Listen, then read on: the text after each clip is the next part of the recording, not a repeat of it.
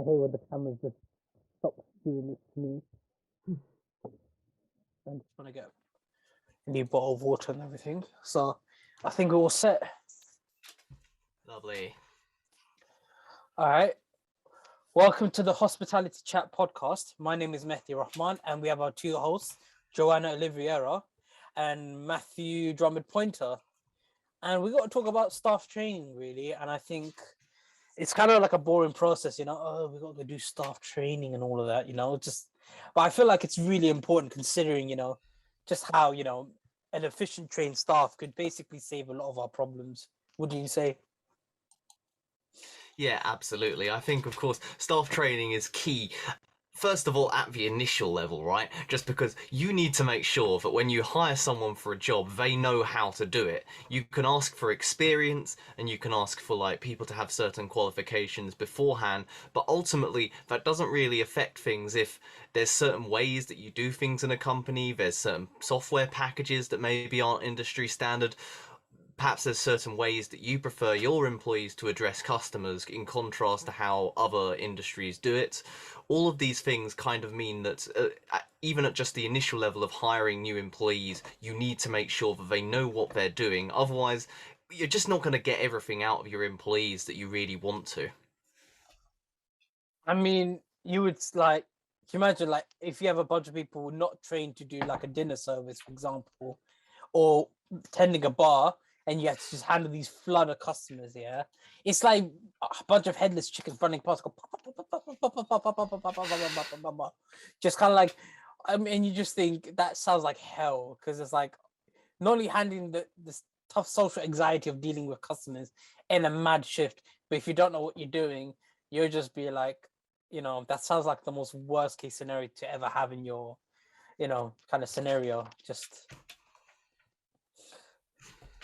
I mean, we've seen like shows like, you know, like TV shows that show like, or failing restaurants and failing you know, bar places, and that's like a nightmare. It's like, oh my god, how could they not do this properly?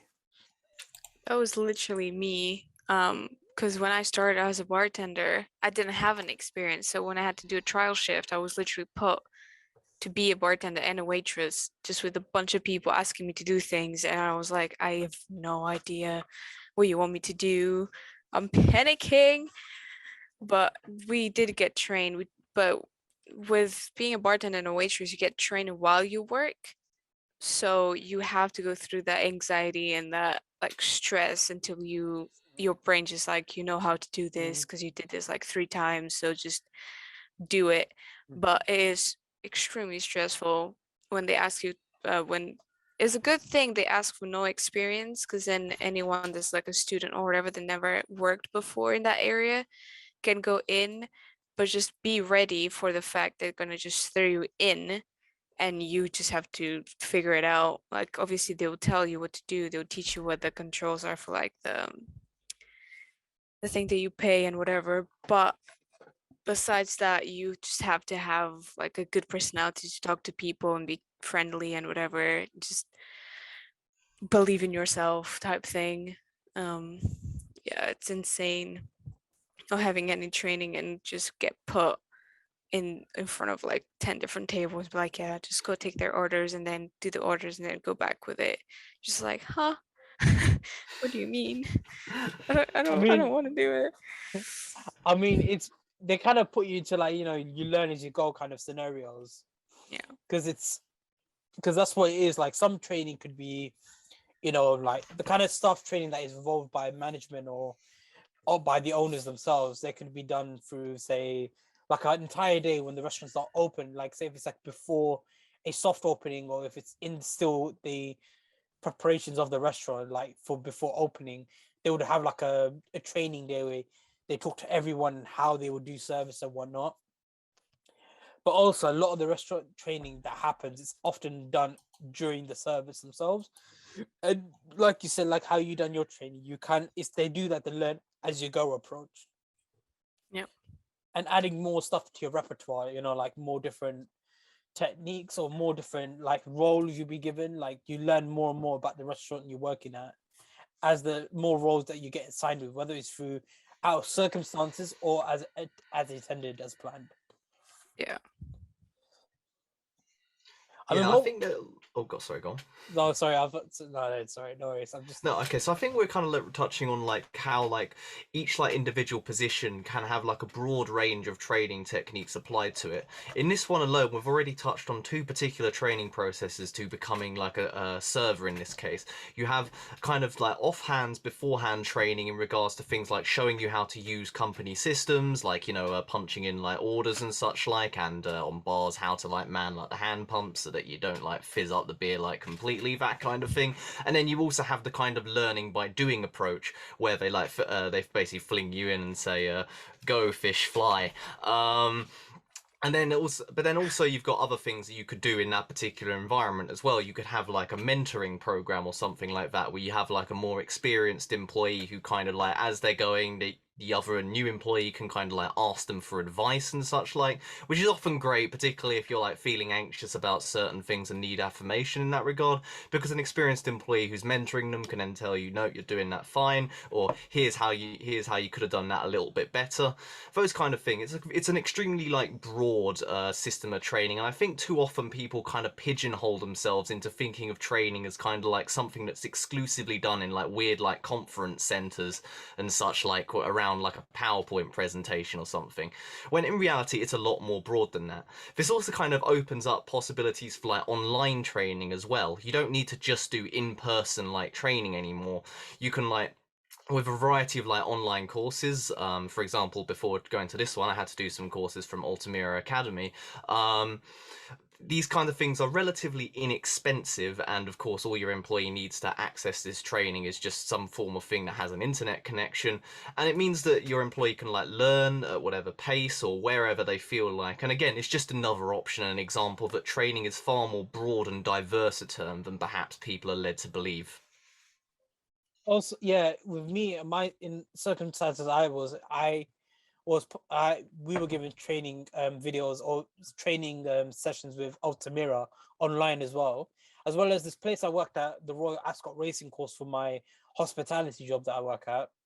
They often provide us, say, like an account, like floor hospitality, for example, and we had to do, say, before we do any shift at the race course, we had to do the online training and complete the online training. And once we've done that, we get the cards and we stamped. We've been approved from the training that we completed, and we can get on with the shift that we were meant to do. Yeah, I also had online training, like when the bar or the pub wasn't busy and it was a lot of us, they would tell us to go upstairs and do online training. It's just to remember yourself about the safety measures, like foods that might be coming up, um, all the fire exits, all of that. So I also had online training, but I mean, I didn't have it the first time I went in, because as a trial shift, you just go in. They just ask you to be there for like, I think it's 3 hours is what is mandatory, if I'm not mistaken. So those 3 hours, they just say go, and you're just like, okay, hi. Like it's weird, but I did have managers that have been there for like years, and every time I didn't know something, I would ask them. Like when old guys would ask me about beers and I still didn't have the knowledge about it, I would ask this manager. I love him to death. His name is Julian, and he knows a lot of knowledge about beers. So I'd be like, oh, you could just talk with Julian, and Julian would come in and legit give them Yeah, the whole script of the I mean, beers, and I would just be next to him, being like agreeing I and then think, asking the client if he wanted a different one, and then Julian would say the whole script about that one too, you know. So it would help me out with those. I think that's Um, a I think that's a point we should draw upon as well. From I feel like it's like some new tactics that restaurant owners should have, is getting your restaurant owners to memorize the menu and drink items that they provide, because to have your staff members to know your drinks by heart is relatively important. That way you'd be like, all right, I know what we got. So, for example, when I worked at the university bar and everything like that, we had to know our drinks. We had to know what we can offer and serve, as well as if we can make the drinks or not. So I think when we did our training as well, we had to learn what we serve and what we have, yep. and what is on tap, what is on we can provide as like the liquors and the behind us that are, shelved up, like the premium liquors and all of that stuff. So it's kind of like if we can pour it, you can, do the pouring and whatnot. And we had to learn even that weird drink that our university had. It was so weird. It was like I felt like it was so cool. It's like a bunch of stuff in it, and I can't say because I don't think I'm allowed. I don't know if I'm allowed to or not, but it's such We've a got the novel. Say it. NDA. No. It's not that. It's It's not that classified. Classified. classified. Yeah, exactly. But it was Are there such any a red cool. dots on you right now, Alleged. Mehdi? I'm not saying alleged. Allegedly, yeah. I'm not saying it allegedly. I'm not saying it at all. I can't risk it in case they're like, "Oh, he's the right one." Oh, sorry, I swear. Sorry, I swear. But it's like, yeah, it's like it's such a novelty thing, and I think, but Mhm. because we know it and we try to sell it, push it forward, because I think it's understanding your items and giving your opinions on those items as well. You have to have Yeah. that extensive knowledge where if you know your items, you've seen the response from your customers about each and individual items, is to be very knowledgeable and very retaining the information of your items that you Mhm. sell and everything like that would help provide the success of your staff training. And since your staff are much more better equipped of handling the customer feedback and customer interaction and service. I think I did one thing wrong, but I think it was just my morals. Mm. I wouldn't try to sell the most expensive liquor or most expensive beer. I would try to sell what they actually enjoyed. So when I would talk about beers and liquors and like GNTs, I would say Yeah. like this goes well with this. I mean, if you want to try the expensive one, you can, but I'm just letting you know from preference from other people. Like they would ask me, oh, what people drink. Normally it would be GNTs. I'll be like, well, they drink oh, what's it called? Hendrix is one of the most popular ones. So I would say Hendrix with tonic, cucumber Yeah. tonic. So people would go try that. Obviously, Hendrix is more expensive than um well, what's the other gin? Doesn't matter. It's the green bottle gin. Um, is more expensive, but it is the better choice. Same with Yeah. rum. I would be like, Yeah. Jayla, Hen- Sailor Jerry's is like one of the best ones. I'm Hendrix is biased because I really actually yeah. Hendrix is a really expensive gin though, so it's like I've seen that often in the like in the restaurants it I work. is, Yeah, it's really expensive to use as well, but considering it is, it's a premium gin. but So it is, but people, if when they would ask me, they didn't want house gin, so I would start saying them, and they would hear Hendrix. They'd be like, "Oh, okay, I want that one," and then they'll come back 4 times after. So yeah, technically, I'm selling the most expensive thing, but that's because they like it. Same with like rum I mean, and whiskeys. I wouldn't give the most expensive ones. If people came at me and asking for like Captain Morgan, we didn't have Captain Morgan, so we had Sailor yeah, Jerry's or I mean, Kraken. Kraken is more expensive than Sailor Jerry's. I would try to sell the Sailor Jerry's one because I know it tastes better. Well, compared to Kraken, it might not, but Kraken would be like what, 3, 4 pounds more expensive, just like a single or double. So I'm kind of biased, but I would sell more because people would come back for the same drink instead of drinking one because it's mm, expensive and then they will leave. You know what I mean? get So what, yeah. I mean, I get what you mean on that. I think, I mean, as your restaurant, you should try to sell your most premium items to get your customers.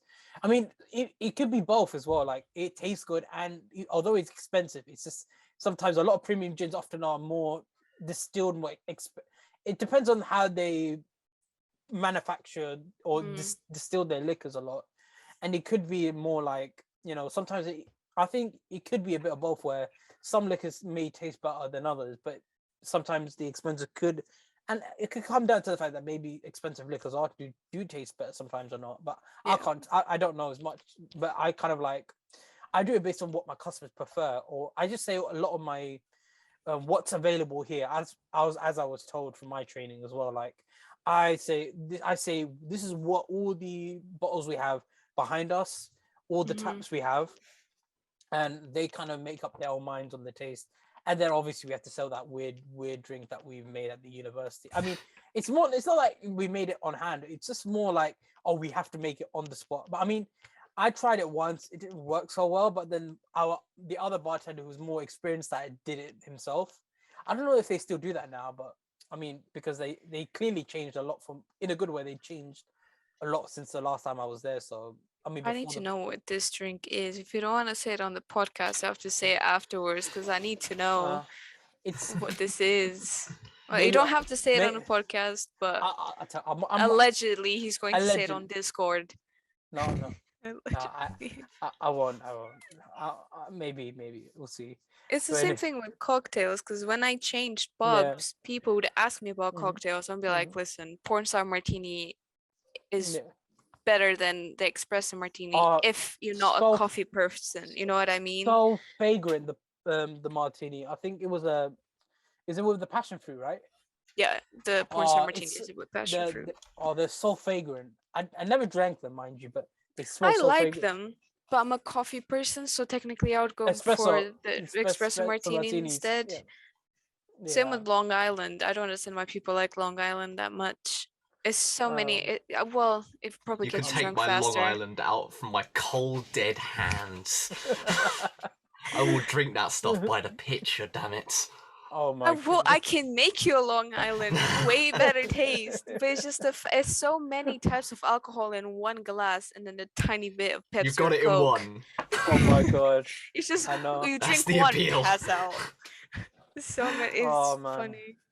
But no, I think Oh this kind of like touches on actually some aspects of like why training's beneficial, right? Because you mentioned that yeah. there's a more experienced bartender who could like make that cocktail better, and it's kind of an example of how adequate training can kind of increase like your staff's ability to do certain tasks, which then therefore, like in this case, cocktail mixing, Mhm. which then therefore increases the number of staff who can quickly serve cocktails in this given example, which then increases like the turnover of like orders being taken, orders being delivered, which both increases the number of orders that you take in one night, which just obviously increases profits right off the bat, but also quickly getting your cocktail is a surefire way to quickly get customer satisfaction, because I'm sure nothing is worse than waiting at the bar for approximately 15 minutes or so, as much as you Yeah. understand that the staff are trying their best. Yeah. I I think. mean, I know. Ooh, Sorry. go. Sorry. No. Carry on. Sorry, it's my bad. I'm always gonna go back to my own Mm, experiences since I was a bartender. But I remember when we had two staff doing trial shift and it was just me alone at the bar with them. Doing cocktails was horrible because I was the only one that could actually do it, and trying to train them to do it while trying to serve about 8 cocktails at once was horrible for me. I was like, they were doing a mm. great job. They were putting them out, but they would take twice as long to do it. They're So not it was used to just it. They're not used to doing yeah, multiple orders exactly. at once. So it's terrible. I was helping them out. They did great at the end, but it's just that anxiety for me and stress because I know I could do it faster, but at the same time, they're probably anxious and Okay. stressed because they can't do it as fast as I can I, because I've been there for a couple of weeks. So having this I thought. training is having train like proper train lessons. We didn't have proper train lessons. I just learned how they were learning, which is extremely stressful. But a week or two before I left, they actually did a class on it, and I'm like, wow, I've been here for like 2 months, and now you do a class on it. The disrespect in my I heart. know. I mean, I can imagine, like, after everything I taught you, you just now take it all from me, like. No, you But I feel like they should, like, when it comes to training like that, they should have like, say a day that they're not open, or maybe like, mm, say if they open at evenings, they should do like a morning training where they do that kind of stuff, like, oh, say yeah, learning your basics and stuff like that. I think sometimes the basics do help with laying the foundation to learning more complex techniques, and as well as more intricate kind of like customer service so yeah, I think sometimes they need to have that time of the day where they can do that training, whether it's preparing before the service or after. I think they need to set a time where I think a lot of businesses should set a time where they have that time of the day where it'll be solely either training new staff or trying to relearn the basics again for the existing members. yeah, Because there's nothing wrong with learning the basics again, because sometimes there may be stuff that you've forgotten over the time that you worked at, but you need to have a reminder. And I think that's why that training and development is important. Would you say, Matthew?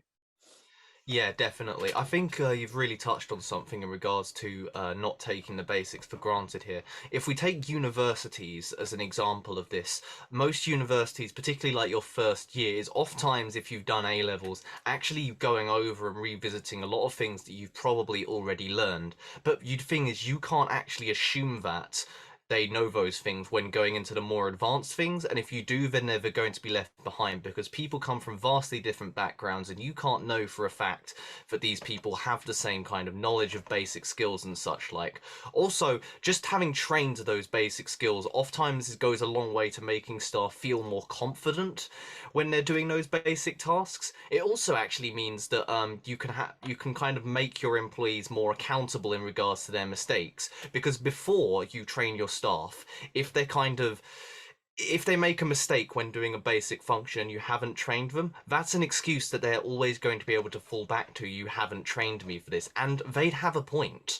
Meanwhile, if you have trained them in these things, then you can more kind of concretely hold all your staff accountable for mistakes, be they honest ones or be they ones that they should have been paying more attention in training in that manner. And then that enables you to then take future training programs for your entire staff and kind of like make sure that all your staff progress at the same pace rather than some staff feeling that they may be left behind at certain ones that take basic concepts that they perhaps just didn't have the life experiences to learn, same as the rest of us.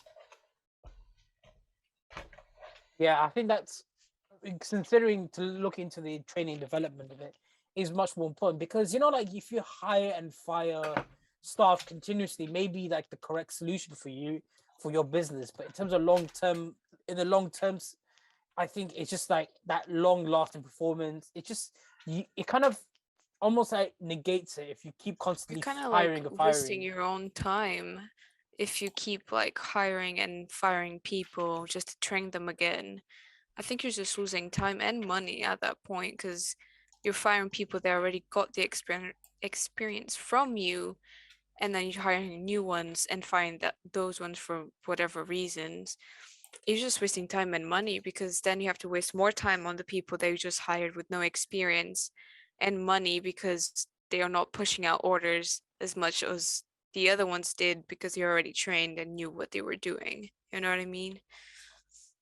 Yeah, no, absolutely. I mean, this is why trained and experienced staff are so valuable, and I think especially it's a really losing proposition nowadays, where the labour market, supply and demand, has shifted a lot more in labour's favour nowadays, as opposed to maybe traditional markets where employers kind of had a bit more of their choosing in these regards. Now, holding on to your employees is worth a significant lot more, especially as you've touched on before. If you're going to go and hire and fire, then you're going to need to train them anyway. Even if you kind of like ask for more experienced employees, there's, as we've touched on before, processes that you just need to go through them. People also maybe have like forgotten they've been out of the market for a bit, that kind of thing. So hiring and firing, I think, is definitely a losing proposition in terms of this. A far better and more sustainable solution for your business is to kind of train your employees and kind of like encourage your employees' growth along with you and your business.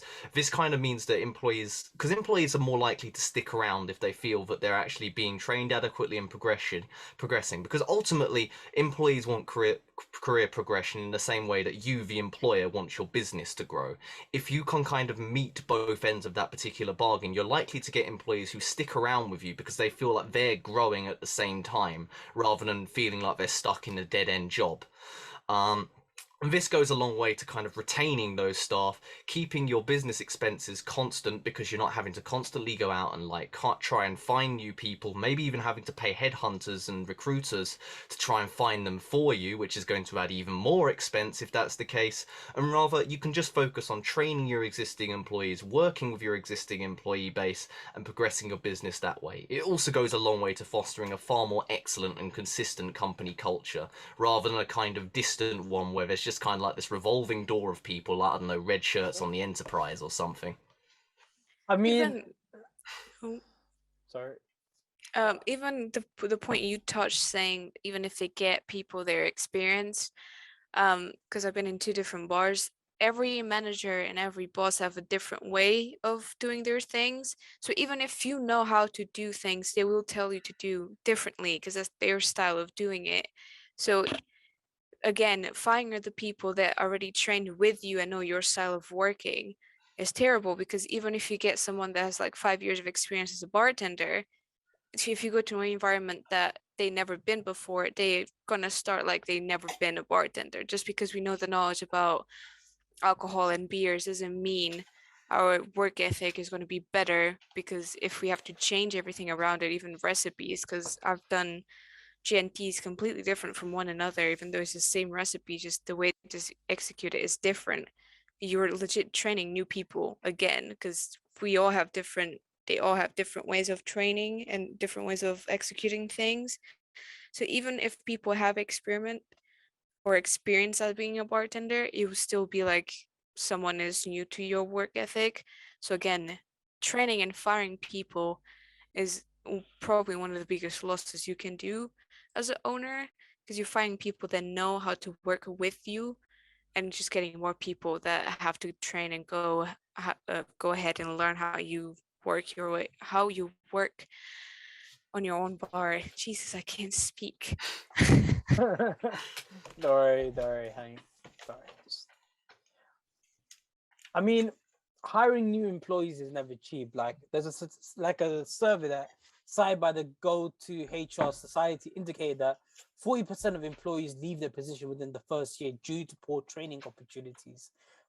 Furthermore, the Center for American Progress reports that replacing an employee can cost 20% of the annual salary for employees who make between £30,000 and £50,000, and up to 230% of the annual salary for highly trained executives. With that in mind, companies that provide industry standard training will have more engaged employees and replace staff.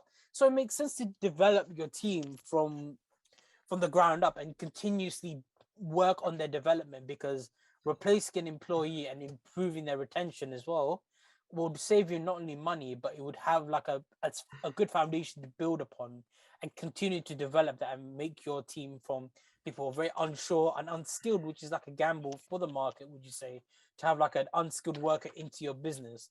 But that investment that you have through extensive training and good team management, I think it would make a bigger difference to have a trained employee and a good company to work upon for your restaurant business and any other business in account to employee training.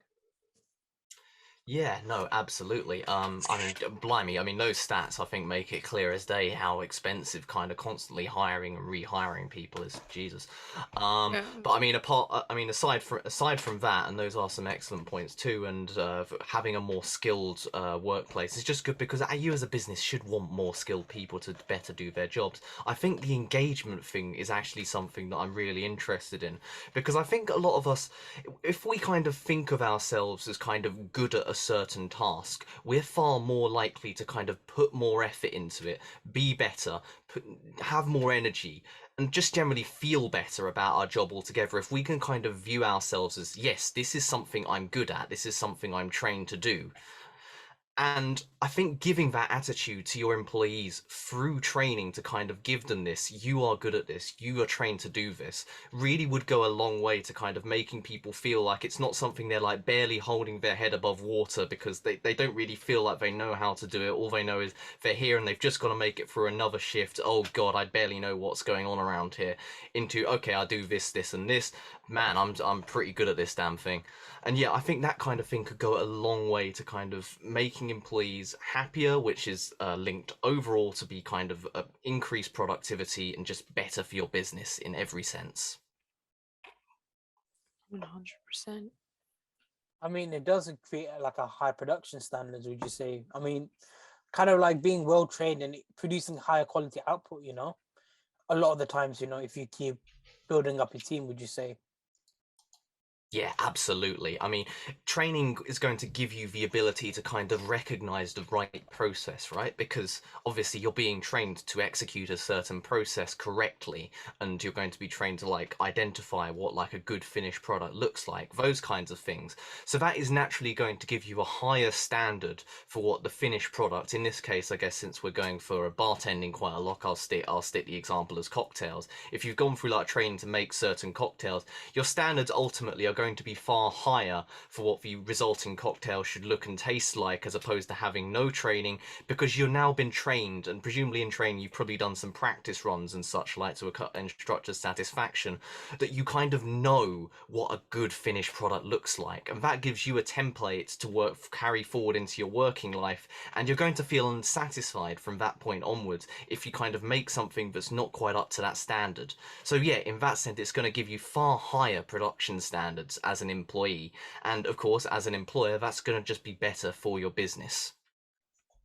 I mean, not only that, the training methods are not that expensive actually, because considering a lot of the training methods, about 28.5% of training hours from the training industry report says that a lot of it is delivered online via computers, and so kind of, and a lot of that, and considering we're in isolation, not many people could do on-site training. I think a lot of online training is equally sufficient enough to understand health and safety codes, food safety, and not only that, to understand the measures, that standards that a particular restaurant would want. And I think, and not only that, because it's not only expensive, also it could help with your customer base. It would retain your customer base and grow it even more, because it's bad enough when you're you're treating the customer so bad because of your inexperience, but for them to leave is a double loss. Would you say, like, kind of like, oh, I don't want to be there, and then you keep losing your ongoing revenue as a result of the inefficient training, as well as kind of like no sense of resolution, not kind of give that assurance to the customer saying we will make sure we retrain and help resolve the problems. And sometimes you want to have that indication. And plus, if your customer is so delighted and enjoy the stuff that you have, and keeping that stuff on until whenever the endeavors where you need them to leave, which is completely normal, I feel like having a really well-trained staff could lead to the best of things. And I think the best way to end off, the podcast and everything like that is the training your staff is almost important to build into, like, it's like a sense of investment to your business, again, not only monetary, but socially and also emotionally and physically investments. You have to make sure that your staff has to give everything they have to the training and welfare of your business, because you cannot run a restaurant on your own. You need people, employees, to be by your side, and you can't treat them as a form, like in a bossy nature. You have to work them as a leader. You got, because the buck stops with the owners themselves or the managers, and you got to make sure that your managers or owners have to lead your team to success, and by giving them efficient training, give them the tools that they need to help be successful, and by doing so, it could lead to a great prosperity for your business.